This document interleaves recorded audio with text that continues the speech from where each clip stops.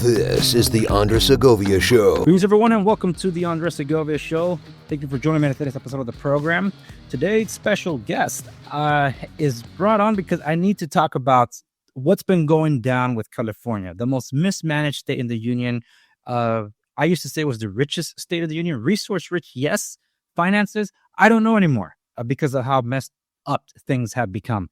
And with all the distractions that go on, it's really hard to keep up, which is why this is the first installment in a series of Save California episodes that I'm devoting. And today, my first guest up on these installments is someone from the Howard Jarvis Taxpayer Association. Susan, by all means, introduce yourself to those who may not have heard of you or the organization. Well, thank you, Andres, and thank you for inviting me. I'm so happy to be here. My name is Susan Shelley, and I'm the Vice President of Communications for the Howard Jarvis Taxpayer Association. If you're not familiar with Howard Jarvis, this is the organization that's responsible for passing Prop 13 in 1978 and protecting homeowners from crazy tax increases due to inflation ever since. And we're very proud to be fighting in the courts, fighting in the legislature, fighting for taxpayers everywhere in California. It's a great organization, and it's a member organization. So if you're not a member, you can join, and we'll tell you how a little later. Awesome. Thank you. And that deserves an applause, by the way, because Prop 13, very, very important. And when I think it was it was 2020, there were three propositions that came up in California. All three of them affected in some way, matter, or form property taxes and property rights. The one that was overlooked was Prop 19. I think what upset me the most, and I addressed it on my program then, and I'll reiterate it now, because as a former member of the Realtor Association, I must say I was very disillusioned with them when I saw that they're handing out all these pamphlets to tell us, hey, go talk about the benefits of Proposition 19. It's like, you guys were behind this, and you guys even used a former Howard Jarvis member to try to sound like it was Howard Jarvis actually behind this thing when your organization was actually actively fighting against Prop 19. But all the capital that was devoted to fight against all the information, misinformation, disinformation on these proposition campaigns as tends to go to, were devoted to the other propositions that seemed to be a bigger threat. And when I covered it on my program, I didn't think Prop 19 was going to be as contentious. So when it was the number one checked in episode on my program, I kept adding more to it because people had questions looking into it. And I'm like, hey, it's like, maybe even I was questioning myself, like, am I going to vote on this the right way? In the end, yes, I voted in the right way. No on Prop 19, but Prop 19 is now in. And a lot of the stuff that was meant to be intergenerational wealth, as I explained it, which is what my association supposedly in real estate wants to be able to secure for future families and this and that, including what they say is a minority-owned homeownership that they're trying to encourage. My complaint to them, and I did confront this to them directly in private meetings, I said, so why do you want to eliminate it? Because that's what that did. And now we have what I believe your organization coined it, the death tax, which is different from the other death tax that we call the estate tax. Right. So with that, this is kind of how you and I got acquainted on that meeting. There was an effort to try to put an initiative on I think it was for the primary, or was it for the general election? It would have been for November of this year. Okay. And that was with the intent to repeal Proposition 19, correct? To repeal the death tax portion of it, not the whole thing, but just that portion that created a death tax. Great. So for viewers and listeners that may not be aware, and I'll toss this over to you since you've been a little way more involved in this than I have. What is Proposition 19 as it stands today? Okay. Proposition 19 was put forward, as you said, by the California Association of Realtors. And at first it was an initiative, but ultimately it went into the legislature and came out with a few changes. And what went on the ballot was a legislatively referred constitutional amendment based on what the realtors had done. And the realtors spent about $50 million on advertising, trying to convince people to vote for it. It just barely passed. We spent a very small amount of money over at Howard Jarvis trying to defeat it because we were working, as you said, on other initiatives which were also a threat to Prop 13. What this did is create a tax on people passing property to their children. Now, not an estate tax in the pure sense of being an inheritance tax, but the effect was the same. Because a long-held property, whether it's a home or a business property or a rental home or any kind of property that people have acquired through their lives, it had a tax assessment under Proposition 13, which could only go up 2% a year while it was under the same ownership. And when property was transferred to the children through inheritance or any other way, through a gift or any kind of a transfer from parent to child, initially, after 1978, that was being reassessed as if it had just the same as a sale, just as if it was a new owner coming in and buying it, with the exception that people who were inheriting property were not buying it. They didn't necessarily have the money to pay the higher taxes. Because of inflation, when property is reassessed to market value, the new tax bill is substantially higher than it was even just a few years ago, because inflation is driving those prices on real estate to go up so fast. So in 1986, the legislature passed unanimously, and the voters passed by 75% a fix to that problem that said when property is transferred from parent to child, it is not reassessed to market value. It doesn't count as a change of ownership under Prop 13. That was 1986. Nobody really talked about it very much, but Proposition 19 included in it the repeal of that protection that had been in since 1986. And that's why it's a death tax, because now when property is passed from parent to child, it is reassessed to current market value. And if somebody has owned a house for 10 years or longer, the current market value is much, much higher. And there was only one exception that was put into the law for people who had a home like this, and that was if the children moved into it within 1 year and made it their own permanent primary residence. Then they could keep the old tax bill, but otherwise reassess to market value. And even if you moved in, if you later moved out, when you moved out, reassess to market value as of the date that you inherited it, plus the inflation adjustments every year for a much higher tax bill. And commercial property, someone who owns a small little fourplex, an apartment building, reassessed to market value upon transfer to the children, no exceptions. Well, what happens to the tenants? And then what do you do if you own a building that's under rent control and you've just inherited it? And now you have a property tax bill that's based on the current market value, which is wildly unaffordable. Do you sell the building? Well, if you sell the building, what happens to the tenants? I think we know what happens to the tenants. They're out. So this is really very destructive. And when Prop 19 went on the ballot, people were talking about the other part of Prop 19 in the commercials, which was people who were wildfire victims or seniors could transfer their old tax bill to a new property, which is fine. That portability part is a very nice tax break for people who want to move because of those circumstances or have to move. And that was fine. But added to it was this death tax. So the Howard Jarvis Taxpayers Association is very committed to trying to reverse this. We did try, as you mentioned, to get it on the ballot this year. There's a tremendous learning curve in explaining what this was. And a lot of people had not heard of it. And even when they voted on Prop 19, they didn't know this was in it, and they're just finding out. So as we went through that process of gathering signatures, the pace was picking up tremendously, and more people were volunteering, and more people were donating, more and more people were signing, but we ran out of calendar because the state law only gives you a limited amount of time to collect signatures, and we just ran out of time. But we haven't given up. We're looking at all the options. Yeah, and it was just that very thing I had mentioned before we started filming this. Is I covered every proposition that affected property. Because, I'm a broker associate in Orange County, so I cover these things on my program. And some people would take it as like, oh, Andres is talking about politics.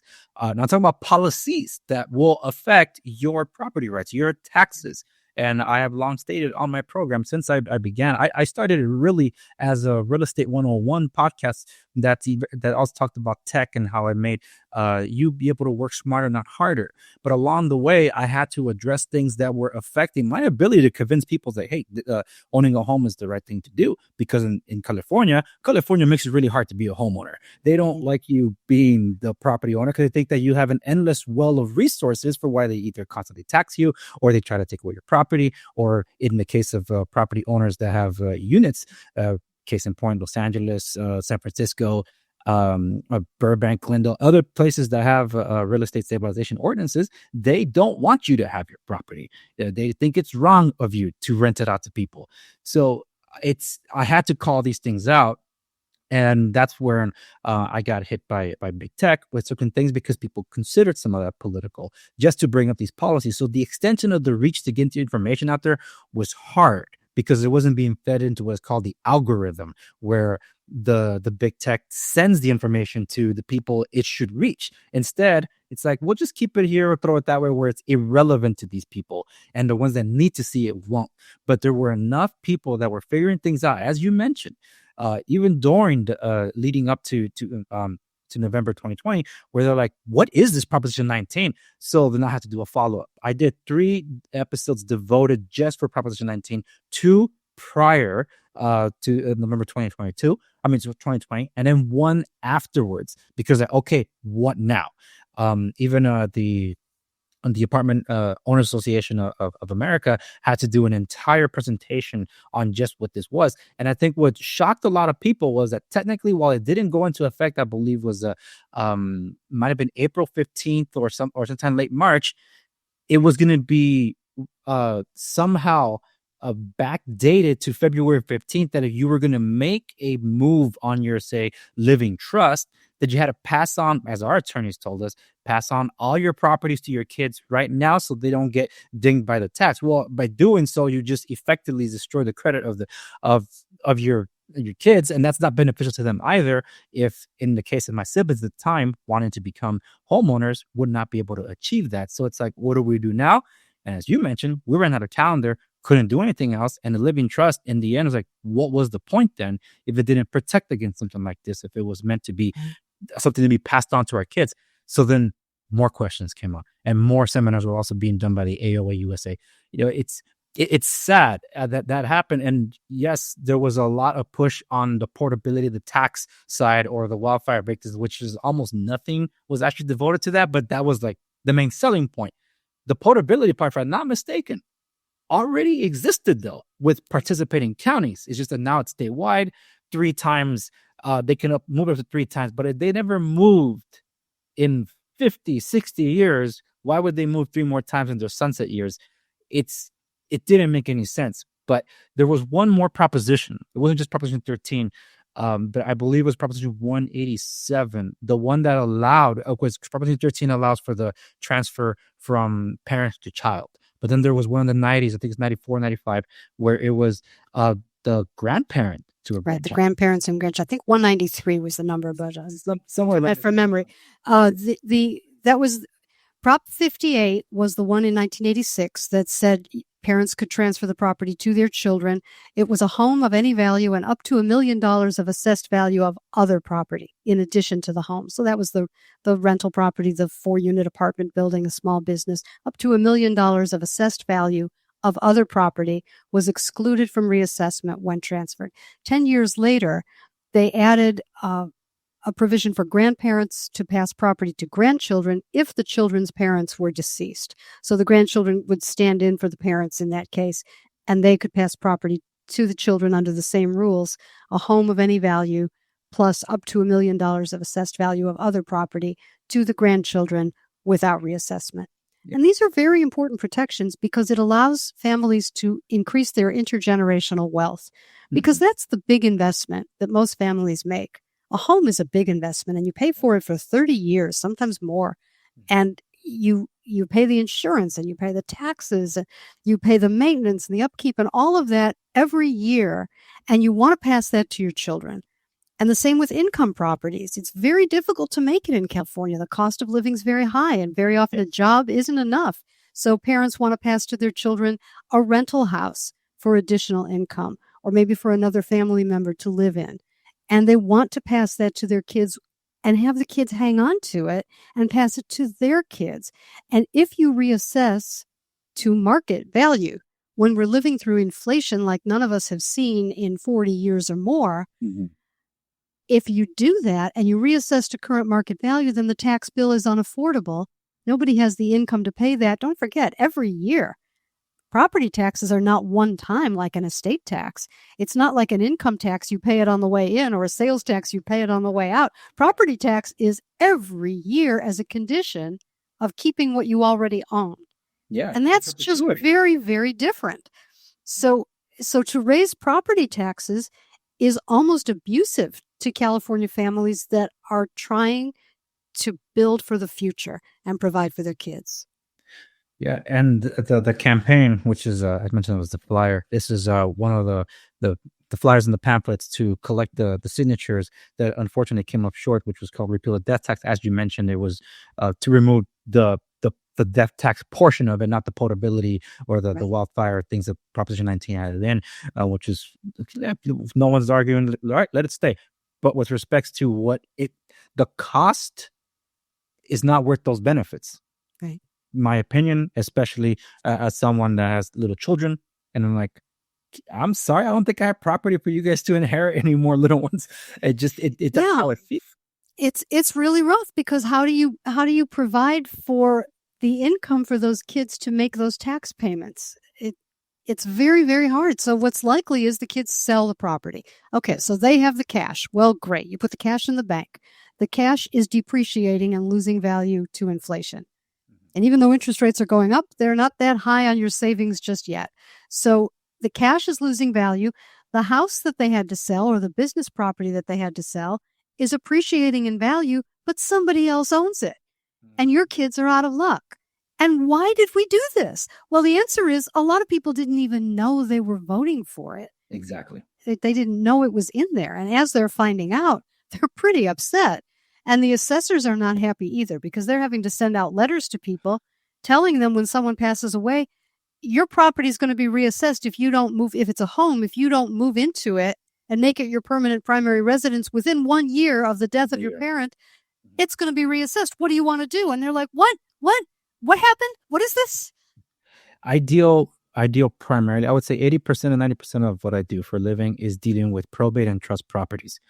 So when I go to some of these inspections, some of the things that I've seen, it's just like, how are people living here? I keep thinking about this moment on The Simpsons back when it was good.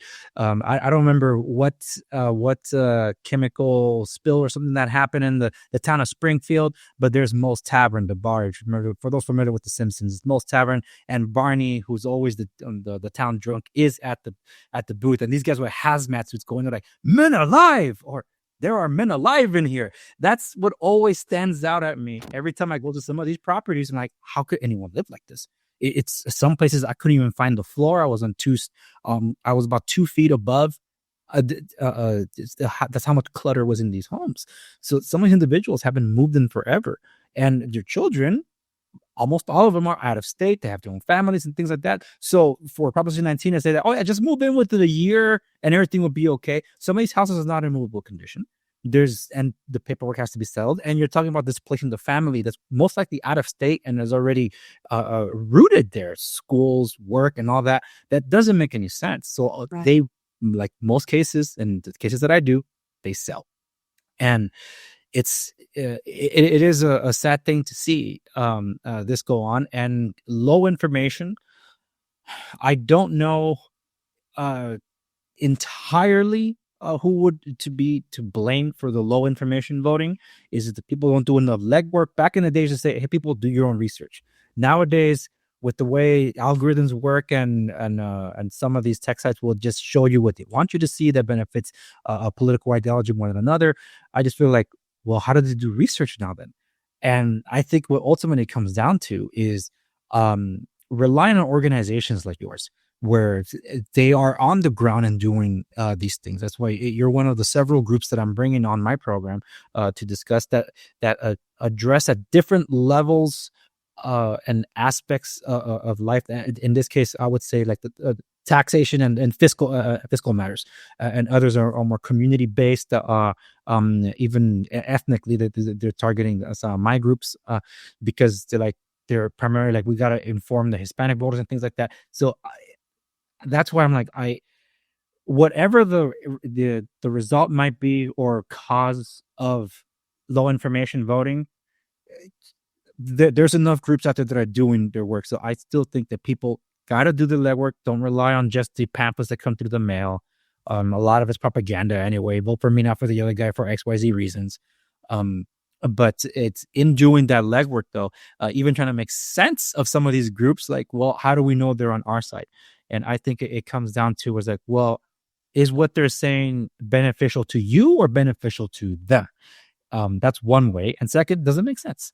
And I think when it comes to taxation, when people start owning more of their own things, they start realizing like, hey, wait, that actually does affect me. Because most people, especially if when we have a primarily renters residency here in California, I think, oh, it doesn't affect me. It affects the property owner. Yeah, but when the minimum wage goes up at a restaurant, who's left paying the higher menu bill? You are. So that's exactly right. People don't realize that when businesses are taxed, it raises prices, because where's the money going to come from to pay the taxes? It comes from the prices. And in the case of apartments, if they're under rent control and the rent can't go up, then it's very likely that the building will be sold and turned into some kind of other use, whether it's condos or it's turned into a commercial building or whatever. Very likely that the tenants will be evicted if the building has to be sold. So in the case of Prop 19, all these older apartment buildings that are owned by mom and pop landlords, and it's something like 40% of all the apartment units in California that fall into that category, all those buildings that are older and have Prop 13 protected assessments that don't go up more than 2% a year, they would all be at risk when they were inherited. All those mom and pops, when that generation passes and the kids inherit the building, every one of those buildings will be reassessed to current market value. In Orange County, in Los Angeles, in Venice, Santa Monica, San Francisco, San Jose, what's going to happen? Well, the tax bill is going to be 1% of the new current market value, and that is the new overhead that the new owners have to pay. If those rents can't go up to cover it, the building is going to be losing money. The owners can't afford to lose money. They will sell, and everybody could be evicted. Do you know Prop 19 could wipe out half the affordable housing in California in one generation? Whose idea was this? there's an expression that says the road to hell is paved with good intentions. And quite literally, that feels like California. Yeah. A lot of well-meaning policies that just don't turn out that way, such as addressing the homelessness things. That's right, and the flames rising from sidewalks. Yes, it's literally. It's not global warming; it's the road to hell being paved. Yeah, economic hell. That's why every time I think was it Plato or Socrates talking about Atlantis that fell into the oceans. Like, no, everybody's concerned about the San Andreas Fault in California. I'm more concerned about the fault line from Sacramento because it's really throws an economic hell. And more people need to be aware of such things. Now, they'll hear us talking about this and say, well, trying to get some kind of form of proposition to repeal certain aspects of Prop 19, those efforts came up short. Well, yeah, but that doesn't mean the fight ends there. Yeah, exactly. What else is in the pipeline, perhaps, with that respect? Well, we could certainly do it again. And we're looking at how we would do it again and exactly, what it would cost and how we would do it and making possible changes that make the petition shorter so that it can be downloaded and printed at home. Because we did things in a way that caused the petition to be about 6 legal-sized pages. You had to include all of this constitutional text in the petition to show the voters. And there are different ways that we could write it. And the lawyers are looking at that to see if we can make it faster and easier to get that petition out to people because it can be downloaded, because this version couldn't be.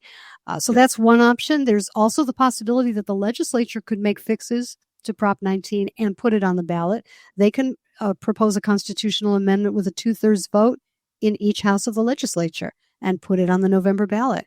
And there's still time for them to do that this year. We haven't seen that they want to do that. They like higher taxes, and that's the problem. Yeah, They like taxing people out of their property. Yeah, they didn't want to give us a tax holiday on the gas. Tax hike to happen July 1st. Instead, exactly. And they've been promising it for like 3 months and nothing.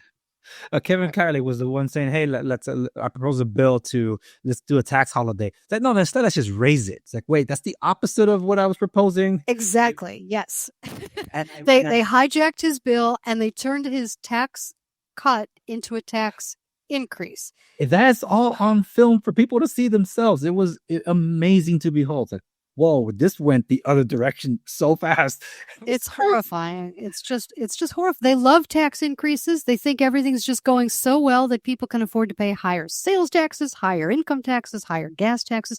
Inflation raises your taxes because it raises the price that you pay for everything. So if it raises the price of the house you're buying, your property taxes are higher. If it raises the price of lunch in a restaurant, your sales tax is higher.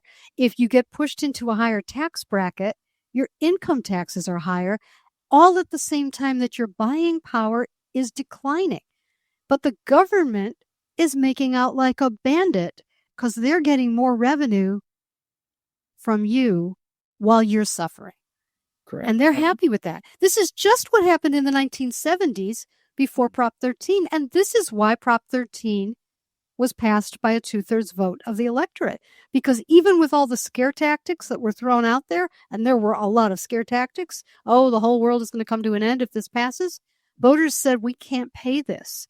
And you have a surplus in Sacramento because we can't pay this. And you're just collecting all our money. And they went to the polls and they said, whatever, we're passing this and it'll have to be better than what we have now. And of course, it was better than what they had then. Yeah, absolutely. And I just think about like how in the case of Los Angeles, there's the incorporated areas of Los Angeles and the unincorporated areas of Los Angeles. Depending on where you are, you cannot, as a property owner, yet still raise the rent on those properties, even 2 years later. Eric Garcetti said, when he declares the emergency over, plus 1 year. Meanwhile, the Los Angeles Board of Supervisors is constantly extending that even more ever since they adopted RSOs some time ago. That's right. So this is the pandemic intervention supposedly to help renters. But at a certain point, you've got a situation where not only can property owners not raise the rent, but they're having trouble collecting the rent because of eviction moratoriums of various kinds. So this is very difficult. How do you pay your bills if you're someone who bought a small apartment building for income in your retirement years and you can't collect the rent and you can't raise the rent, even what's allowed under rent control, you can't raise the rent at all because of the so-called emergency, which is now 2.5 years into it for COVID. How is that fair? How is that going to work out for everybody? It's just going to keep people from going into the business of rental housing, which exacerbates the housing shortage because now you have fewer people who want to be owners of rental property. Well, how does this end? Is there going to be just giant tenements of government-owned housing and everyone will have to live in that? Is that how that's going to be? That is their aim. Because one of the aspects that is overlooked by the rent stabilization ordinances is the part where the government can take over your property for XYZ reasons. Right. And that is what they want, which is why I said, look, our rights begin with our property rights. And California keeps chipping away one way or another, coming at this, and from a local level, it's scary to see. But it's also because there's this mindset, and from a familial standpoint, I've seen this happen to myself, to my family, and other extended family, that when they hear, oh, so-and-so bought a house, they're like, oh, I'm going to go ask him for a loan. Like, what? It's like, oh, he bought a house. He has to have money. It's like, they got a loan to buy the property. They didn't buy it in cash. I mean, you'd be kind of silly to do that unless you have that. Unless it's pocket change to you, then it wouldn't matter. But that's I think that's that prevailing ideology, even from those Sacramento. They know it's not, but they behave in that way. It's like, well, you own property, therefore you can afford it. But what do you mean? Because I own property? You mean in name and theory I do, but I got all this mountain of debt that I got to pay off with the intended return on investment that I'm making here, that you are affecting the RORs here on. So it's it is crazy that it's mindset problem, information problem, education problem, whatever it might be, that people ultimately need to do more of that legwork. But when they hear news of, like, we just did a little update on this before we started rolling. Well, at first it was reported that 16% of the electorate turned out for the primaries. And I told you I was going to announce it for the first time here on my program. I did not participate in the primaries this time. And it's probably the first primary I haven't participated in since I started to vote. I'm in Anaheim, and a lot of shenanigans are going on over here, primarily because of what's surrounding the Anaheim stadium deal, or the Angel Stadium. And at first it was like, well, it's always one side trying to go after that because it was a left versus right issue kind of thing. And the FBI got involved, and I have my opinions about the FBI. So I'm like, I can't take him all that seriously until the mayor, Harry Sidhu, then he just suddenly resigned. I'm like, something is afoot. As of this recording, he has no charges or allegations were brought up against him, but the image just doesn't look good for Orange County's biggest city. That threw into so much doubt a lot of the votes that I wanted to do for the primary. And with almost no time left to do any research, and even outlets that I reached out to were not responding. Like, you know what? I'm sitting it out. I just can't, because I don't know who these people are. And I'm not one of those that's just going to vote along party lines. I do my education. And I wish that more people that didn't know what they were going to vote for would sit it out like I did, instead of just going, I'll just pull a lever and see what happens. You probably just cancel someone else's vote that it mattered to them. You know, like you said, some people voted and they didn't know what they were voting on. That's why, to me, I sat it out. But 16% of a turnout, that's still like historically low. But there's an update to that. You had some sources that we did research. According to the Secretary of State's office, as of right now, it's at 31%. And that's what the turnout statewide. And that's not great. It's lower than most gubernatorial primary years. In 2018, the final turnout was 37.5%. We're 31. And what's significant there is that so many changes were made to the election laws to try to increase turnout. I mean, everything from ballot drop boxes to mailing a ballot to every voter, no postage required to send it back. Multiple counties under the Voters' Choice Act, which have vote centers that are more convenient than your local polling place. Supposedly, you can go anywhere in the county and vote at any of the vote centers. You can register to vote the same day, all of that. And yet, with all of those changes, we're at 31% compared to last primary of 4 years ago, which was 37.5%. And the one before that, in 2014, the final turnout was 25%. And then the two primary elections before that were 33%. So we're at 31%. So all the changes we made did not help the turnout. Yeah. Unless it's because they're still technically counting this far removed from the primary. That has a lot to do with, I think it was it this year that universal mail-in voting became like the standard. Like, it's from here on out, it's a thing. You don't have to ask for it. Okay. That's right. I just think it's making people lazier. It's like, no, it can wait. It can wait. I'm one of those that say, look, it's easy. Just one election day, vote in person, voter ID. That's it. You address anyone having any concerns about our elections. You address did they vote? They were there. They showed their ID and they voted in person. I think that's the best thing that I can do. I heard you on one of your recent episodes. Your experience, I think it was Agoura Hills, where you went to the voting center. You were dropping off a ballot. Yes. I filled it out in the car. Because I'll tell you why. Because I wanted to know how the ballot tracks system was working. You know, you can sign up at the Secretary of State's office to have them tell you when your ballot is received and counted. And I thought, well, if I vote on the machine, I don't get that notification. So I took my mail ballot. I was in the parking lot outside the vote center, and I filled out my mail ballot, and I sealed it up, and I signed it, and I walked it in. And there was nobody there except for 6 people who were working the polls. There were no voters. And one of the poll workers jumped up and said, "A voter!" He was so excited. And he helped me walk to the black plastic box where I could drop it off. He said, "Here, let me just check and see if it's okay." And then he took it from me and he looked at it. He said, "It's perfect." And then he helped me push it into the slot, 6 poll workers to help me drop off my mail ballots. That's a lot of money that the County of Los Angeles is spending for these vote centers. And I really am not sure that this is necessary or advisable. It's like what they set them up like days before election day, and 11 days. They open 11 days. Some of them open 3 days before, and some of them open 11 days before. And maybe in Orange County, in my case, it was 3 days before. So I did vote, I think 2 days earlier.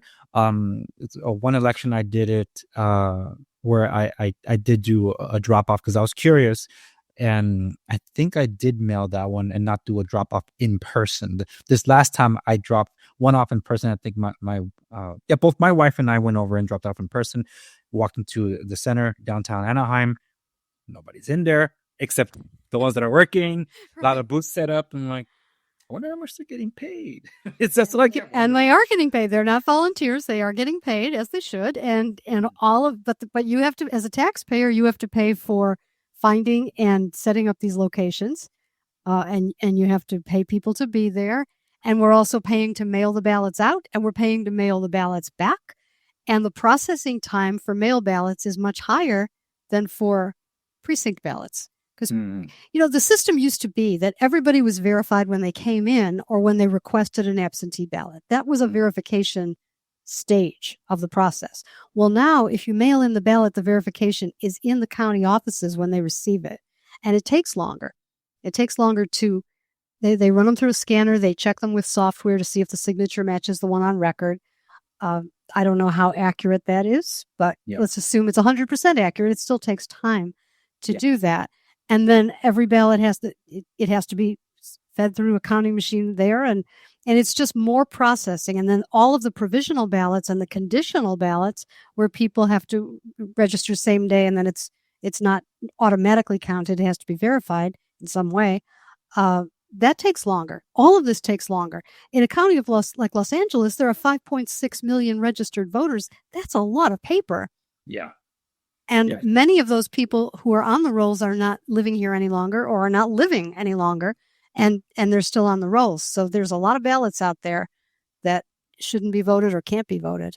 Yeah, and it does sound like voting has gotten so much more expensive and is not paying off.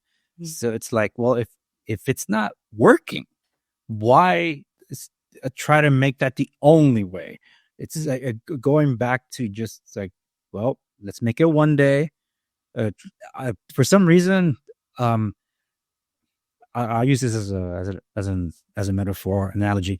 My father-in-law, my in-laws are Taiwanese. My wife's Taiwanese, but they are in Taiwan. So this one time they came to visit, we went to a plaza that had multiple restaurants because we were going to eat, and I was going to go to this Mediterranean restaurant. And I asked my father-in-law, who prefers to eat cleaner. He's like, and he didn't want to eat beef. I'm like, well, they have chicken over here. We'd like to come over here. He said no to that restaurant because it didn't have a queue waiting outside. The other ones did. It's like, these have to be better because there's a queue there. So like, I noticed that when people had to wait in line to vote, they complain about those wait lines, but they want to go vote. But now it's like, well, you just mail it in. You have 11 days to do it, or even longer, or whatever. And they still don't do it. It's like, is it maybe that psychological thing? It's like, well, it can't wait. That's what I keep thinking. It could be partly that they mail the ballots out a month ahead, and people look at it and say, "Oh, is there an election?" And then it's weeks later you're going to get your sample ballot booklet or your city measures or your state voter guide. These all come at different times, usually after the ballots. This year I got my state booklet first, then the ballot, then the county, then the city, and they all came just weeks apart. So there is this period of time where you think, well, I haven't looked at the candidates yet, and I haven't seen the campaign, and there's going to be more mail that's sent and more commercials, and the editorial endorsements aren't out by May 9th this year. And there's just a lot, and people put it aside, I think, and then they forget about it. So yeah, I think you might be right that it's not helpful. And I also believe that it has a lot to do with I've been told never ask someone for their age, so I'm not going to ask you. But I'm assuming that especially based on the Zoom call that I was a part of, the way I heard everyone speak, that's not the way at least my generation votes. Because to them, if it's not in front of their eyes in social media, it's not happening. The amount of traction that a lot of these candidates were getting on social media was just like off the charts.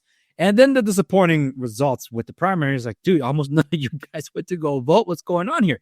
And then we see the demographics of who did go vote. I think it was the primarily were over 65 or 55 years and older. Wait, but they're not the ones that are actively engaging on social media, giving the like, putting a comment, sharing it or whatever to people that are not even in the state, that has no effect on our elections. But the point is that this metaverse, it doesn't translate to the real world.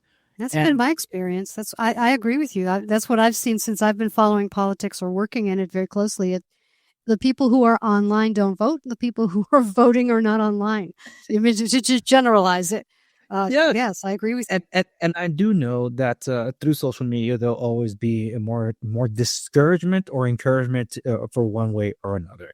I know for a lot of people, this was even before anyone might have questions about what's transpired in recent elections, even the recall election. But even before that, people would say, why am I going to vote? What's the point of it? They already bought the election. People were saying this like 20 years ago, because it's like, that's just the mindset that people had. And I did too, until I finally was able to cast my first votes. Like, no, I want to go vote. And then I realized when I started seeing the counting and the way things were, like, no, I think votes do count. Look, there's a chance here. And in the case of Compton, this was in the news recently. A judge overturned that election. It was decided by 4 votes. It just so happens the judge ruled that those votes were illegal or shouldn't have been counted. And it's like, nope, give the results to the runner up. It's 4 votes. Mm-hmm. It's so, imagine thousands of people say, yeah, my vote doesn't count, but your vote could be that difference, and they don't go. And then the results come in like, see, that's why I didn't go vote. No, that it's because you didn't go vote. So it's well, that's true. I mean, if you look at 31% voter turnout, that's a lot of people who are registered to vote and did not vote. And that's not even counting all the people who are not registered to vote, who could be registered if they wanted to. So if you really want to make a difference in politics, the best thing you can do is go out and register new voters. That gets everybody's attention, and turn out voters that you know. If you want to be organized, if you want to make a difference, pick out a small election where you can really see the impact, whether it's a tax measure that's on the ballot, or it's a school board seat, or it's a county supervisor. Pick out a relatively, not a statewide election, pick out an election in your area and make a concerted effort to get people to turn out to vote on one side or the other. Pick the side that needs to win to make things better, and turn out voters for that in significant numbers, because that's where it can change. You don't need new political parties. You don't need to overthrow the whole system with ranked choice voting or some other big reform like that. You just need to get people to register and vote in their elections. The mayor's race in Los Angeles, I don't think they've got 400,000 votes counted yet in that. And there's 4 million people who live in the city of Los Angeles. And that's 10% of the population that's deciding the mayor's race. So there's a lot of people out there who should be involved in something that's important to the future of their lives. Yeah. And they don't think it is, or they don't think it matters, or they don't think it can make a difference. But it will make a difference if you get organized and you get people voting. It will scare the politicians. Then you can call them up and you can say, we're registering X number of voters. We're turning out X number of voters. We're harvesting the ballots from X number of voters. And you're toast if you don't return my phone call by 5 o'clock. Your phone will ring at 4:55 and they will call you back, because turning out the vote makes a difference in politics. There's an awful lot of people who benefit from the status quo. They don't want you to vote. They don't want you to get involved. They don't want you to run for office. They don't want you anywhere near the process, because they benefit. Right. They benefit from having it just the way it is. But you don't. So you have to get involved. I know. It's like, okay, so why are we allowing such a small percentage to dictate all of our way of life? Because last I checked, I don't trust the person standing in front of me at a restaurant to order something for me. It's like, no, I can order for myself because I know what I want. You don't. You don't know what my preferences are. Maybe I don't want the burger with all these condiments on it. Maybe I feel like eating it plain today. But that's literally what's going on with the whole voting thing, that's what switched it for me. It's like, wait, if I can't rely on somebody to go know when I'm hungry and then go order me something the way I like it, why am I allowing it with my every way of life, particularly with fiscal taxes and social issues? It is crazy, and it requires that mindset shift, and this is primarily one of the reasons why when we were on the main, I just to be able to talk to you with something like this would be a great honor, because it's a Howard Jarvis itself among my social circles. They're like, "You're gonna have who on your show?" It's like, it's a name recognition of those that we know. It's like a lot of us in the business world. I'm a first generation American. My father, as soon as he heard Howard Jarvis, yeah, that's someone that we stand behind. You know, it's someone that really helped us benefit to be able to get to where we are. Talking about my father, who's homelessness in a third world country. He was in El Salvador 40 years ago, whatever it was, and eventually coming to the United States to be able to make something out of himself, to end up having this real estate, and to be able to pull his family out of poverty. To be the first generation, then him seeing his grandchildren and be able to enjoy the grandchildren. Primarily yesterday, when we're filming this, yesterday was Father's Day, to see that whole generation that was able to benefit from the blood, sweat, and tears of both him and my mom and my mother. You know, it's their marital bed was this mattress that my mom found in an alleyway in East Los Angeles, and she took it home and put it on top of 4 cinder blocks. When I was born, my crib was the baby plastic tubs, and she put a blanket in there and put me on top. They didn't have enough to put a blanket on top of me. That was my crib.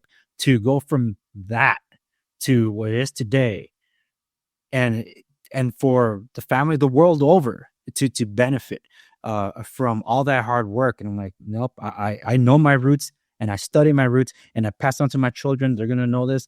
It's important. And it all started with opportunity, real estate. And that's why when people are not aware, and I encourage on my program, graduate from being a renter to being a property owner. And if renters hate their property owners, like, all right, stick it to them. Be their competition. Become a property owner. That's all you got to do. And then it's like this whole the world view changes when they realize, wait a minute, everything I thought was benefiting me is actually hurting me. It's like, yes, that has been the echo of those that made that shift. It's like, now you're learning, boyo. No, it's like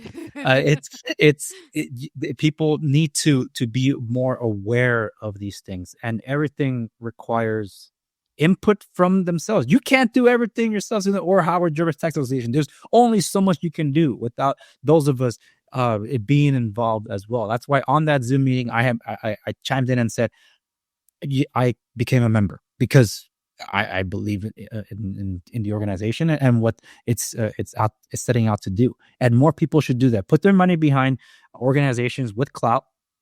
You don't want to meet your heroes per se, because some of those things can backfire. But if no, it doesn't backfire. There really are heroes. There really are. There are heroes. And you're a hero. You're a hero to your kids for what you're doing. And when you hear people in Sacramento say everyone who owns real estate is rich, you're an example of how you get that way. I'm not saying that you're rich, but from their perspective, you own something and they want to take it from you because you're so, quote, privileged. Well, you worked for it and your parents worked for it, and you're entitled to it because it's yours. And that's how it is in a free country. Yeah, and I wouldn't have the opportunity if it wasn't here. Earlier this year, I think it was one of the first ones that I did this year. I had the Orange County Apartment Association on, and they were fighting the rent stabilization ordinance that was going to be passed in Santa Ana. And at the time, we owned property there. We don't own it anymore. It's like, we escaped Los Angeles from all of that RSO to start diversifying our portfolio, and it seemed like the RSO followed us. It's like we picked Santa Ana, and Santa Ana happens to be the one with perhaps the strictest version of it, and like the OC the acronym, it slips me right now, but they told me it's like more stories like yours are the ones not being told, and they need to be told, which is kind of why I even changed the style of my program to be more interview format, because some of these things need time to be fleshed out, to be discussed, and later clipped out so people can see little clips in here and check out the longer interview. But the point is that there are human faces behind these things, right? And there's people that are actively working hard to do these things, and every time someone just throws in the towel or just doesn't believe in it, well, that belittles organizations like yours or the efforts that you're doing, or these influencers that recently got red-pilled, as the expression goes, and they went out, started canvassing, started getting people to register, this and that. They were so hyped up leading up to the primary, and then the reactions thereafter, they weren't the ones on the ballot. They were the ones trying to motivate people to get out to the ballot. And they're like, you guys all said you're going to go. None of you went. No, it's like, it almost makes these influencers' time wasted. But they're looking to the next one and to keep going, and they want to. And I encourage them to do so. They're doing the right thing. They might not have done it in the most effective way. Just sending messages online is usually not enough. You usually have to get people organized and into a place. You have to get catering. It needs donuts. It needs pizza. It sounds silly, but it's true. You need to get people physically out someplace. And the COVID pandemic made that very hard. But typically, something that's scrolling on your phone is not going to motivate you to take action, because it's just one more thing in a world of many distractions on your phone. But when you get people to physically go someplace, you have a party and say, we're all going to fill out ballots. If you have any questions, come on over. That's a good way to do it. And then it's legal to take the ballots from them after they fill them out, seal them, sign them. You can deliver the ballots for them. It's called ballot harvesting. It's not necessarily a bad thing. It can be an honest activity. And you can encourage people to bring friends, and you can make it fun. And that's really important to do that, because all the messages in the world, all the memes in the world are just electrons flying past you. You need to be human at some point and get people in a room, and that's more effective. More time consuming, sometimes more expensive, but it's very gratifying to get people meeting each other. Yeah, and I definitely agree. Like, yeah, I'm a techie guy, but I still believe in face-to-face, right? Because it's like, I want to know the human face behind the name. Anyone calls a counter, they don't like that. It's like, oh, can I speak to a human? I'm sick of this machine misunderstanding me as I'm trying to go through the prompts. So yeah, we all want the human face, but somehow human interaction in the real world is not something it's almost like a dying art form. It's like, no, I want to meet someone face to face. Pizza and donuts. This is how you do it. Yes. Yeah. Pizza, donuts, big pot of coffee, a lot of soft drinks. This is part of, it sounds really silly, but it's event planning in a lot of ways. To get people out to vote is a sort of event planning. And people think they should only do it when they get married.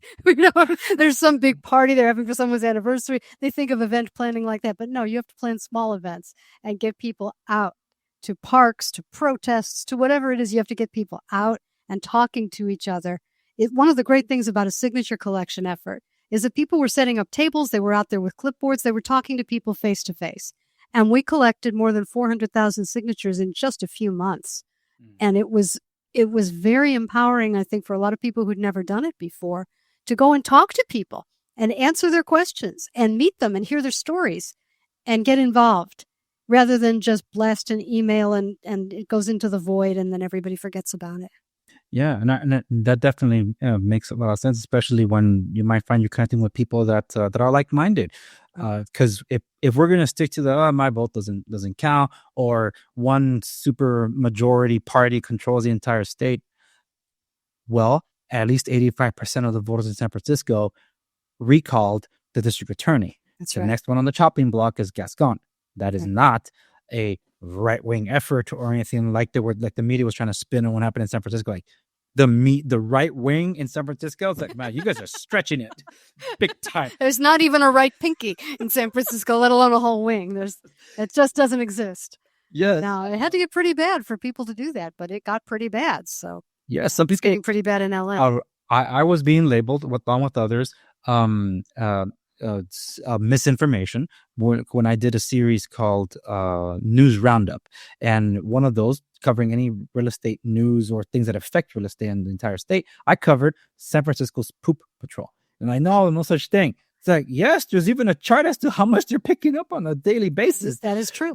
And people were like, no, it's being made up. Even the national news is like, oh, that's all made up. Nancy Pelosi, no, that's made up. It's like, you don't even know your own district, lady, because it's right there. And I think, yeah, people definitely have had it. And that went the same, or should be the same for Los Angeles. And it's going to be very interesting to see, because after this recording, I think they have about 2 more weeks left to just have enough signatures padded, because I think they qualify, but they just want to have enough in case some of the signatures can't be verified or valid or things like that. Right. It'll be very interesting to see, because that was not a right-wing effort either, as to trying to make it out to be. So in other words, yes, you can just get out there and do it. But that's just half of the story, because the next part is, once it qualifies, you still got to go vote to get him recalled. That's right.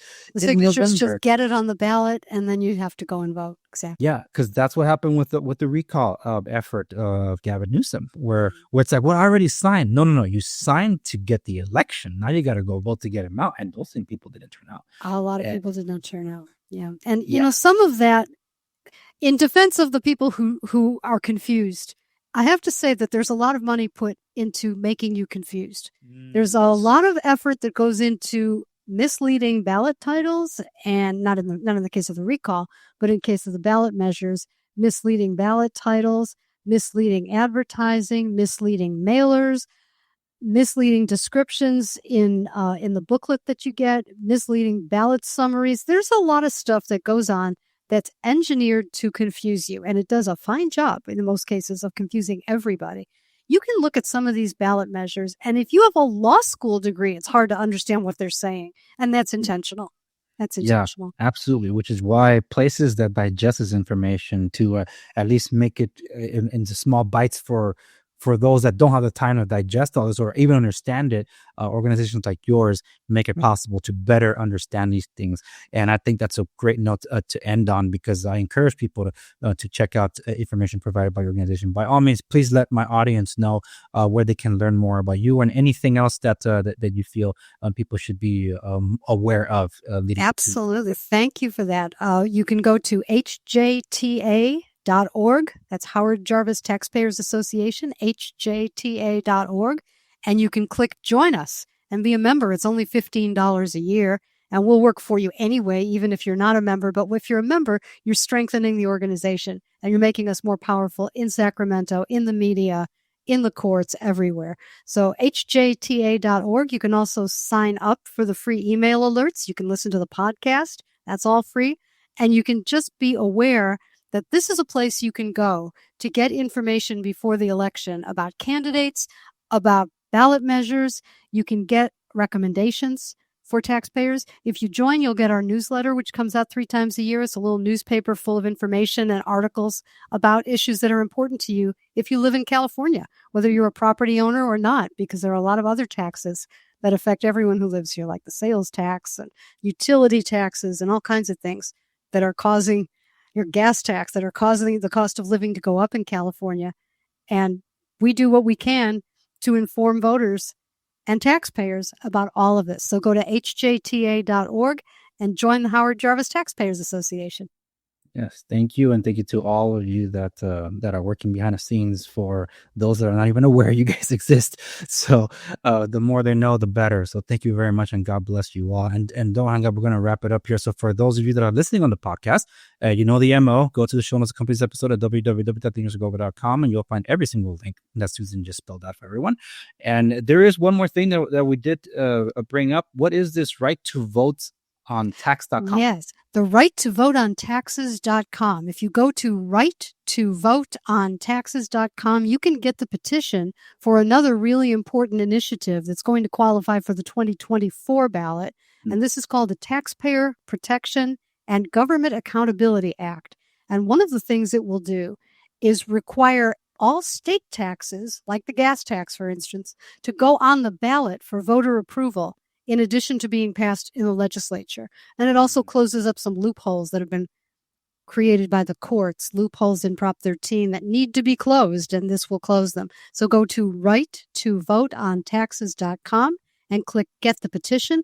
We will mail it right out to you, and you can sign it, get a couple of friends to sign it, send it back to us, and get that qualified for 2024. Thank you for that. Yeah, and how much time do we have? That's good to know, because we're 2024. Some people might think that there is time, but there's not enough calendar. This was coexisting at the same time as the Repeal the Death Tax effort, but it started a little later. So these have 180 days under state law to collect the signatures before time runs out. So this one, the Taxpayer Protection Act, started a little bit later, and it missed the deadline to get on the 2022 ballot, but it can still qualify now for the 2024 ballot. Time will run out on this at the end of July. So we don't have very much time. But if you go to right2voteontaxes.com and get the petition, we mail it out to you. You get it back to us by July 12th. Those signatures will count toward the number that's needed to make sure it qualifies. Awesome. Susan, thank you so much for coming on the program to tell us all you know. Thank you, Andres. It's a pleasure to be with you.